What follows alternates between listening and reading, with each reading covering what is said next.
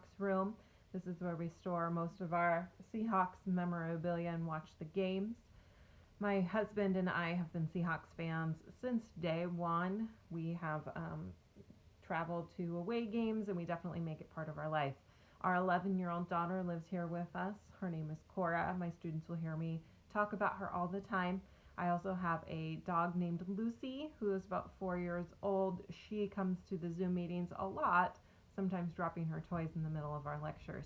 She usually is yelling at me that it's time to go outside and run, which I try to do with her almost every day. I am really important to me is that I maintain a healthy and active lifestyle. With these times how they are, the one thing I can control is my mental state, and I find that when I work out, I definitely have a clarity in my mental state. So that's really important to me to stay running and stay active. I'm currently training for a half marathon, which I'm going to do on Halloween. My family and I enjoy all things Disney. We love Disney movies. We're loving watching The Mandalorian. Can't wait for the new season to come out. We love going to Disney on vacation. We have done the Disneyland or the Disney World marathons. We participate in as many Disney activities as we possibly can. Super important. For me this year, I am trying to be as consistent as possible. I do encourage the students to show up to the Zoom meetings 2 days a week and get all of the lessons. I am recording lessons and posting them on YouTube as well in case they miss an assignment. I also am posting different examples on YouTube to give them a second reference to what we're talking about.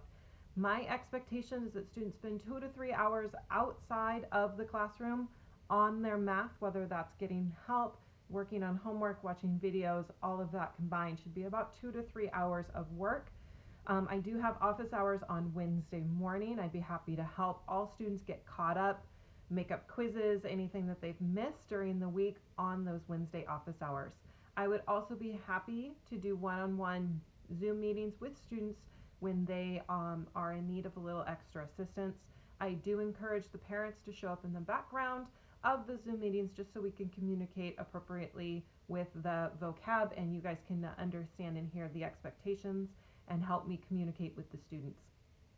I am doing a really good job this year of posting everything on Schoology. It is a new software, so we're all learning at the same time, but I feel like I'm doing a good job at keeping things organized. I'm organizing things by the week so that it should be made clear to each student what the expectations are for that week. I do accept all late work up until the chapter exam without a penalty, so I would really encourage you guys to be looking at Schoology's gradebook and student view gradebook and then reconciling any differences and asking for extensions if need be.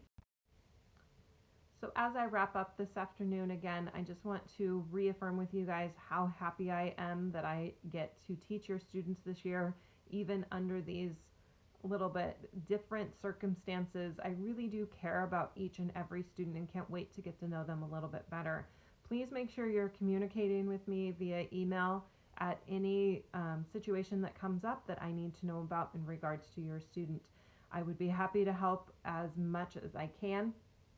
The other thing that I will be doing is sending you guys monthly newsletters with the current learning goals, learning targets, and class expectations if those change, as well as important dates that are coming up.